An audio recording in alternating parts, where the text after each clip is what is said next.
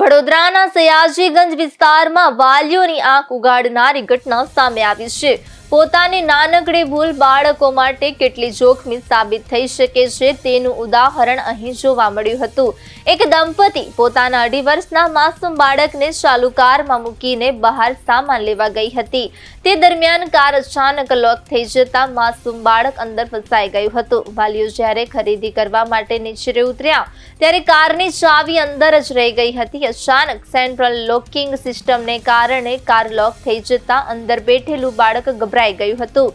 ઘટનાની જાણ થતાં જ સયાજીગંજ પોલીસનો કાફલો તાત્કાલિક સ્થળ પર દોડી ગયો હતો।